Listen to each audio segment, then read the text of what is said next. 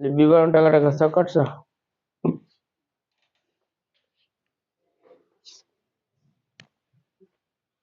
দেখো, আমাদের প্রথম কাছে বিক্রিত পণ্যের ব্যয় নির্ণয় করো।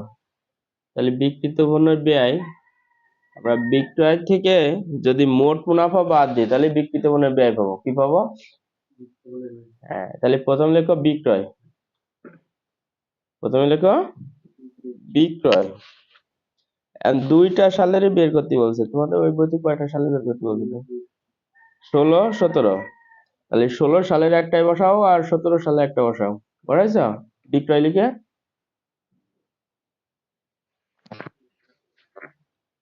16 সালেরটা 16 সালে বসাও আর 17টা 17তে বসাও। বিক্রয় বসাইছ? বিক্রয় ছিল কত? 90,000 আর 92,000, তাই না? বিক্রয়। হ্যাঁ, এবার বিক্রয় থেকে মোট মুনাফা বাদ দাও। বাদ মোট মুনাফা বিয়োগ করো। আর মোট মুনাফা কত আছে 16 সালে? 16,000। আর 17 সালে আছে 15,500, তাই না? বিয়োগ করো।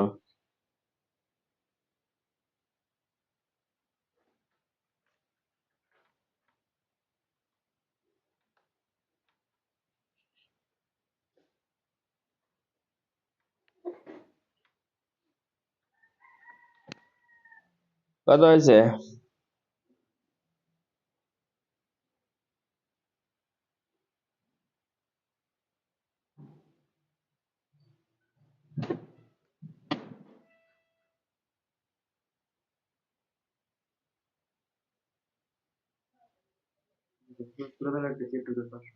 ঠিক আছে, তাহলে এবার পরে খ নম্বর কি বলছে? বলছে 2016 সালের নিট মুনাফা অনুপাত। 2016 সালের নিট মুনাফা অনুপাত। তাহলে নিট মুনাফা অনুপাতের সূত্র আছে নিট মুনাফা বাই নিট বিক্রয় গুণ 100। নিট মুনাফা বাই নিট বিক্রয় গুণ 100। হ্যাঁ, তাহলে খ নম্বর লেখো 2016 সালের নিট মুনাফা অনুপাত। 2016 সালের নিট মুনাফা অনুপাত।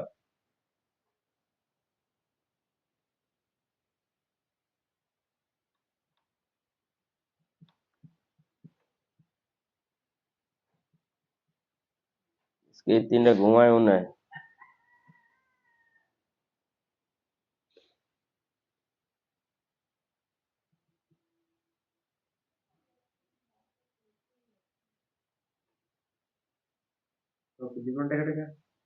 টাকা ছক্কাটা লাগবে না, শুধু ইয়ে করলে হবে।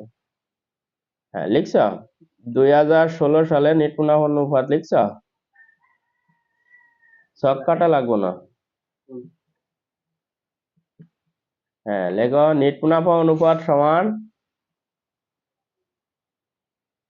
নিট মুনাফা অনুপাত সমান নিট বিক্রয়, সরি নিট মুনাফা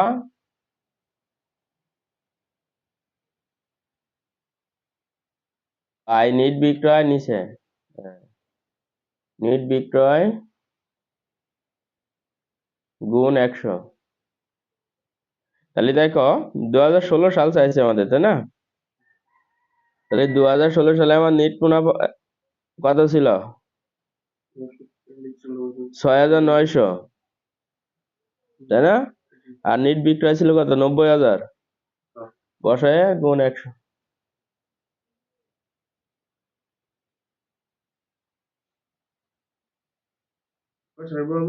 হুম, 16 সালে চাইছে, আমাদের চাইছে 16 সাল, তাহলে কি অবশ্যই 16 সাল বসাবো না?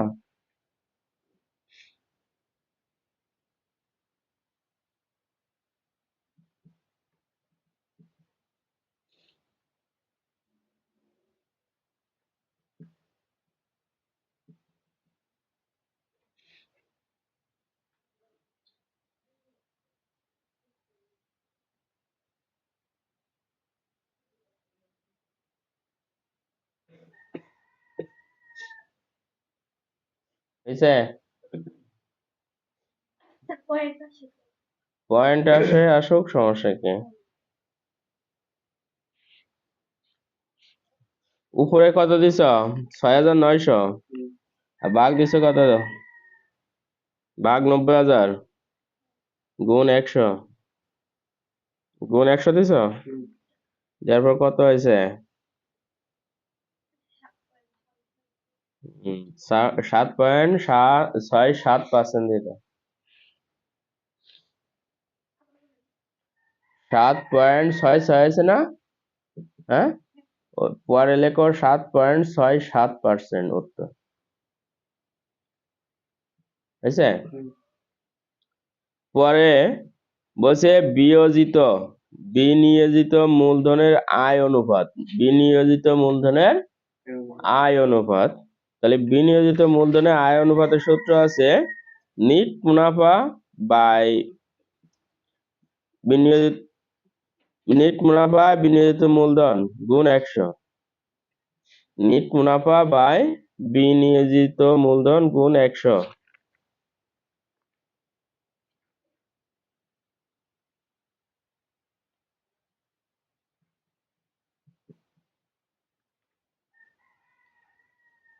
এগুলো মনে করো সূত্র যদি মনে রাখতে পারো না, তাহলে অঙ্ক কিছুই না, বুঝলে?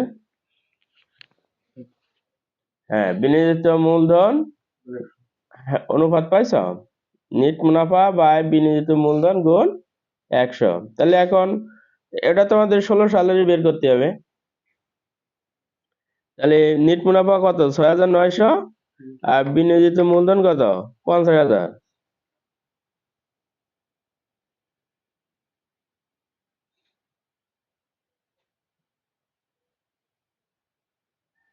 হয়েছে?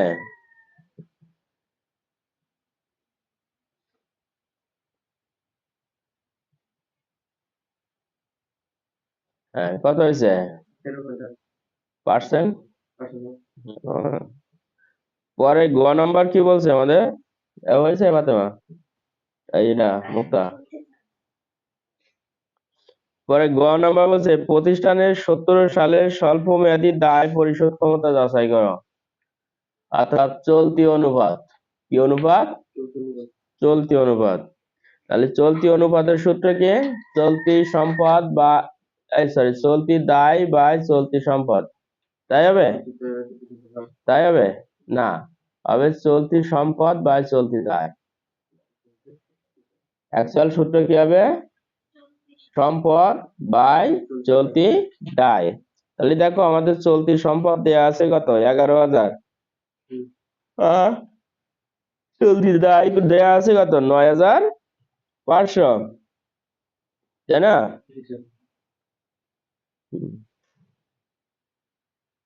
করো।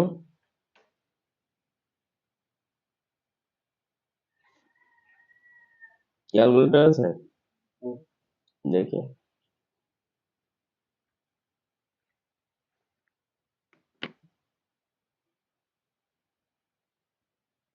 চলতি সম্পদ কত দেওয়া আছে বলো তো?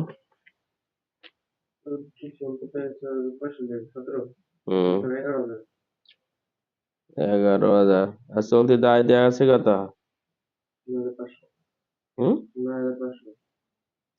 9,000।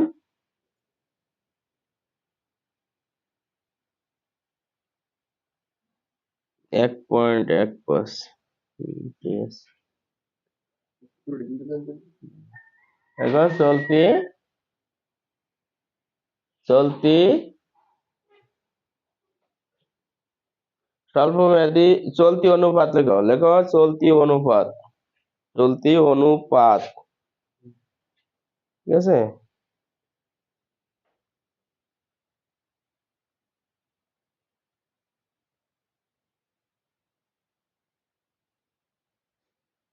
চলতি অনুপাত লিখছ?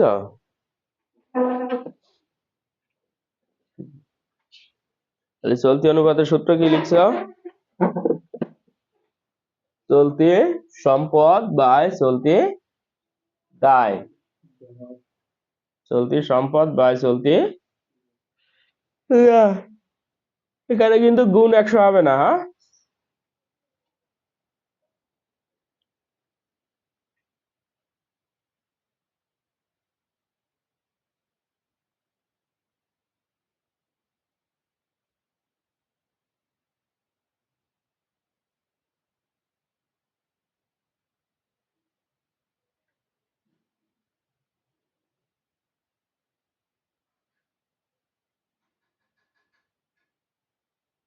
হয়েছে? হ্যাঁ, ভাগফল কত হয়েছে? 1.15 না? হ্যাঁ, ওই 5 এর পরে 6 করে দিবা। হ্যাঁ, অনুপাত 1, অনুপাত 1।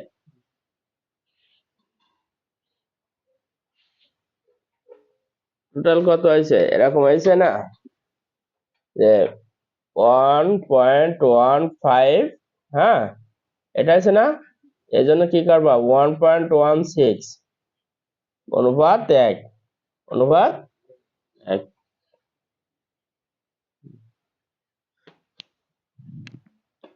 পরেরটা কি বলছে? তাহলে চলতি অনুপাত গেল, এবার লেখো তারল্য অনুপাত। হ্যাঁ, বলো।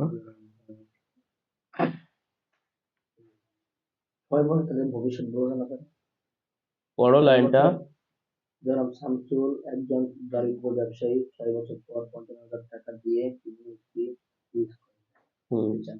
তারপরে এই তথ্য তিনি ব্যাংকে প্রয়োজনীয় টাকা জমা রাখার সিদ্ধান্ত নেন। হ্যাঁ, তাহলে ওইটা ভবিষ্যৎ মূল্য, আর বর্তমানে প্রয়োজনীয় টাকা কত টাকা রাখবে সেটা আবার বের করতে হবে। তার মানে কি, বর্তমান মূল্যটাই বের করতে হবে। হ্যাঁ, তারপরে তারল্য অনুপাত লিখছ? লেখো চলতি সম্পদ মাইনাস মজুত পণ্য। চলতি সম্পদ মাইনাস মজুত পণ্য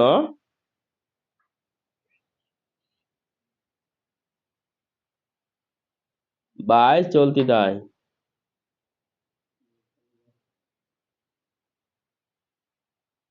তাহলে মান বসাও। চলতি সম্পদ কত ছিল? 11,000, তাই না? আর মজুত পণ্য কত? 900। আর চলতি দায় কত? 9,500।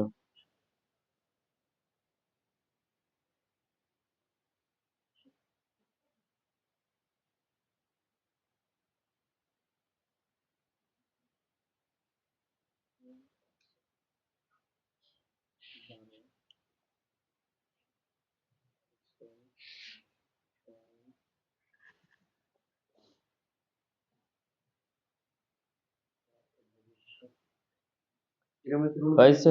হ্যাঁ, হ্যাঁ, অনুপাত 1। কত হয়েছে? 1 পয়েন্ট, হ্যাঁ, অনুপাত 1। এই 9 নম্বর ক্লোজ। তাহলে আমরা সমাধান করলাম আর্থিক অবস্থা বিবরণী, তাই তো? আর্থিক অবস্থা বিবরণী 9 নম্বর। বলো। হ্যাঁ, ঠিক আছে, কোথায় 1 আছে তাহলে?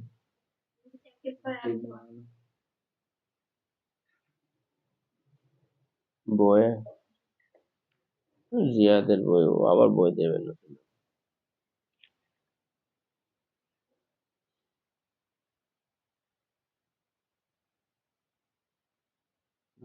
মান বসাও। 1 এর মান 1 যোগ আয়ের মান কত? 0.12। পাওয়ার কত? 6 বছর না?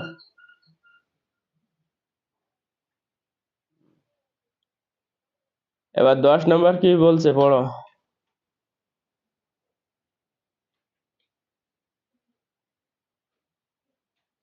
তাহলে এবার আমরা সমাধান করব 179 পৃষ্ঠার 10 নম্বর আর্থিক অবস্থা বিবরণী, 10ম অধ্যায়। 10 নম্বর কি বলছে? রায়হান এন্টারপ্রাইজ 2017 সালে পাইকারি ব্যবসা করে 25,000 টাকা মোট লাভ করে, তাই না? ডিসেম্বরে 17 সালে উক্ত প্রতিষ্ঠানের রেয়ামিল অন্যান্য তথ্য নিম্নরূপ ছিল। একটা রেয়ামিল, তারপরে অন্যান্য তথ্য বলছে সমাপনী মজুত পণ্যের ক্রয় মূল্য 20,000 টাকা, বাজার মূল্য 22,000 টাকা। তাহলে এখানে আমাদের একটা বিষয় আছে বোঝার, যে সমাপনী মজুত পণ্য যদি আমাদের দুইটা মূল্য দেয়া থাকে, কয়টা মূল্য? আমরা সব সময় ছোটটা নেব। সমাপনী মজুত পণ্যের মূল্য 2টা দেয়া থাকলে আমরা সবসময় কোনটা নেব? ছোটটা নেব। কারণ ছোটটা নিলে কি লাভের পরিমাণটা কি দেখাতে পারবো? বেশি। আর যখন বেশিটা নেব তখন লাভের পরিমাণটা কি হয়ে যাবে? কম। ঠিক আছে? তারপরে বলছে ক্যাশ বক্স হতে 500 টাকা 2টি নোট হারিয়ে গেছে। তাহলে একটা যদি 500 টাকা হয় তাহলে 2টা কয় টাকা? 1000 টাকা। 1000 টাকা হারিয়ে গেছে। পরে বলছে ধারে পণ্য ক্রয় 2000 টাকা যা হিসাবভুক্ত হয়নি। তাহলে ক্রয়ের সাথে যোগ আর পাওনাদারের সাথে কি হবে? যোগ। আর ওই যেটা ক্ষতি হয়ে গেছে, চুরি হয়ে গেছে, ওইটা কি হবে? নগদ থেকে বাদ আর বিবিধ ক্ষতি হিসাবে লাভ লোকসানে দেখাবো। হ্যাঁ, আর একটা বলছে আর কিছু নাই। এখন আমাদের বলছে উপযুক্ত তথ্যতে রায়হান এন্টারপ্রাইজের তারল্য অনুপাত নির্ণয় করো। তাহলে তারল্য অনুপাতের সূত্র কি? চলতি সম্পদ মাইনাস সমাপনী মজুত পণ্য। চলতি সম্পদ মাইনাস, হ্যাঁ, সমাপনী মজুত পণ্য মাইনাস প্রারম্ভিক অগ্রিম খরচ সমূহ। তাহলে আমাদের চলতি সম্পদ আগে বের করবে নাও। লেখো চলতি সম্পদ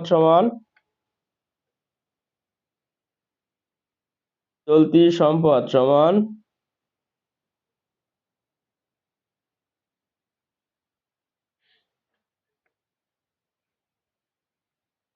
দেনাদার। লেখো দেনাদার। দেনাদার লিখছ? তারপরে দেনাদারের পরে লেখো হাতে নগদ যোগ দেনাদার যোগ হাতে নগদ।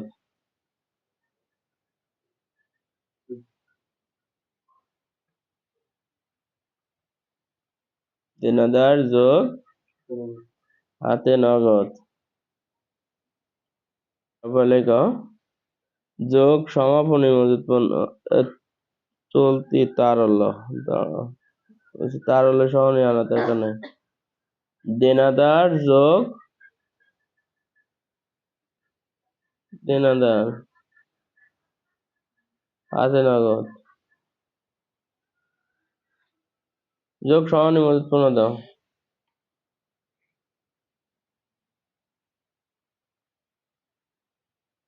একবার যোগ করতে হবে না, একবার বাদ দিতে হবে না, বুঝছো?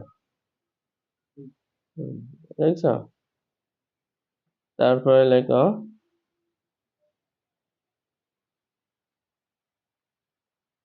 বাদ সমানী মজুত পণ্য। আবার লেখো বাদ সমানী মজুত পণ্য। এই জন্য ওটা না দিলেও সমস্যা হতো না, বুঝছো?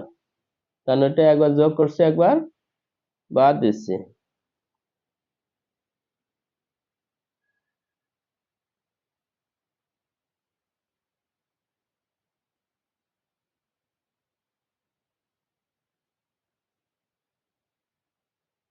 তাহলে কত আসে দেখো তো?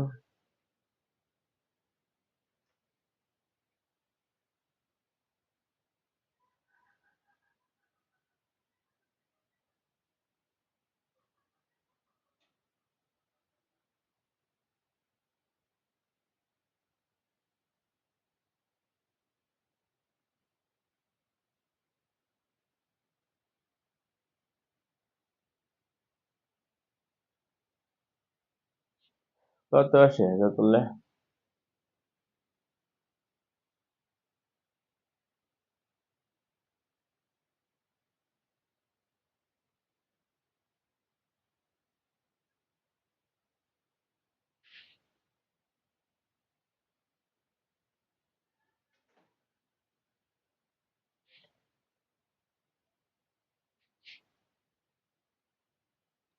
কত আসে?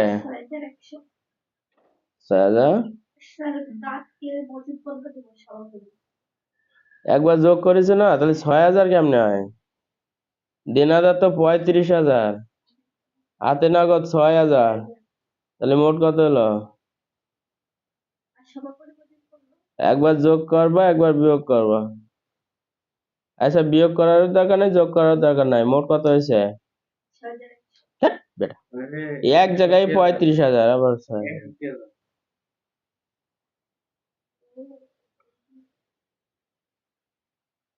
তোর 61,000 কেমন এলো? মানে সহনি মজুত পণ্য সহ মাইনাস আবার 20,000 দিছ? হ্যাঁ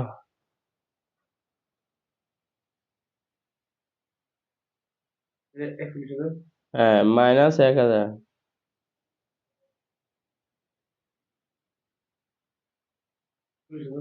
হ্যাঁ, 40,000। আচ্ছা, 40,000 লিখে রাখো।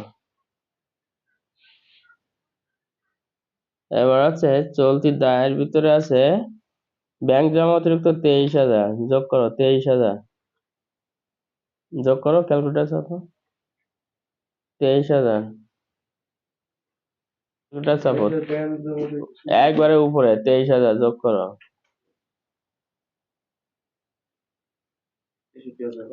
আরে বলছি 23,000 যোগ করতে, আলাদা ভাবে 23,000 বসাইছ, তারপরে লেখো 23,000 পর পাওনাদার 8,000। কার সাথে কি করতেছ? এটা আলাদা। 23,000 যোগ 8,000 কত হলো?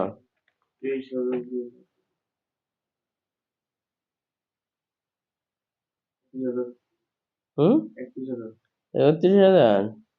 তারপরে লেখো যোগ 2,000। হ্যাঁ, আর আগে যোগফল কত ছিল? হ্যাঁ, 40,000 এটা দিয়ে ভাগ করো।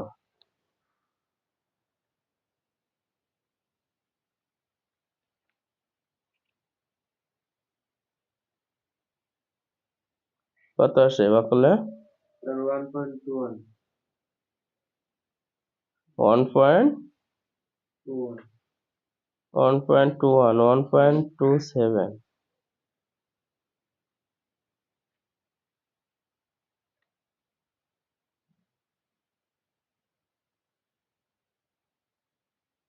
একচল্লিশ হাজারে ওইটা দিয়ে ভাগ করো তো।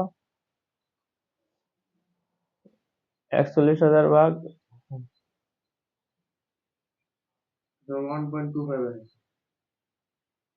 1.25।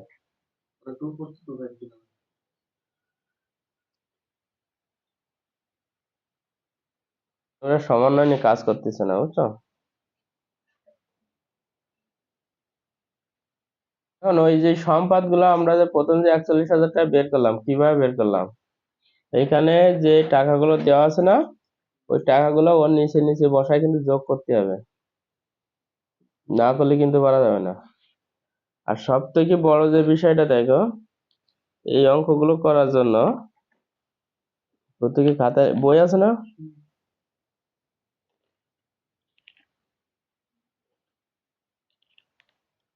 170 পৃষ্ঠা বের করো, 170 পৃষ্ঠা, বুঝছো? 170 পৃষ্ঠায় দেখো তোমার সূত্র আছে, দেখো 70 পৃষ্ঠায় আছে, 69 পৃষ্ঠায় আছে, দেখো 69 পৃষ্ঠায়, দেখো 69-এ ভালো ক্লিয়ার বুঝতে পারবা। দেখো নিট মুনাফার হার, বুঝছো? নিট মুনাফা বা নিট বিক্রয় গুণ 100 একটা। 2 নম্বর হচ্ছে বিনিয়োজিত মূলধনের উপর মুনাফার হার, নিট মুনাফা বাই বিনিয়োজিত মূলধন গুণ 100। তারপর দেখো চলতি দায় পরিশোধ ক্ষমতা, চলতি অনুপাত, চলতি সম্পদ বাই চলতি দায়, বুঝছো? তারল্য অনুপাত, চলতি সম্পদ মাইনাস মজুত পণ্য মাইনাস অগ্রিম খরচ বাই চলতি দায়। এবং এদের দেখো নিচে একটা আদর্শ মান আছে, আছে না? হ্যাঁ, চলতি অনুপাতে আদর্শ মান কত? 2:1। আর তারল্য অনুপাতের মান কত? 1:1। এটা কিন্তু মুখস্থ রাখতে হবে। এই সূত্র করা যদি মুখস্থ রাখতে পারো, তাহলে এখানকার অঙ্কগুলো সলভ করতে পারবা, ঠিক আছে? মুখটা চিন্তা করছে, আরে আল্লাহ। জীবন শেষ। ও চিন্তা করতে হতো যে হ্যাঁ কোন বন্ধু আছিস তো আটকে গেছে। অলরেডি করতেছি এগুলো করার পর ওর পাশে ঢুকে নিয়ে আচ্ছা স্যার এটা কি স্যার না হ্যাঁ আজকে 30। হ্যাঁ হ্যাঁ প্রকৃতির সূত্রের হারের আছে তোমার A plus I by M power M -1। ঠিক আছে প্রকৃত সুদের হার। তাহলে আগে সূত্রটা লেখো।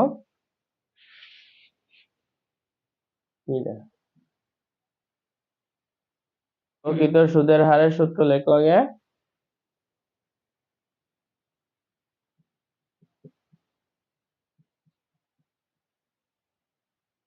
আজকে এরা একটা ঘুমিতে ওঠে নাই ঠিক না? আজকে ঘুমের থেকে ওঠে নাই।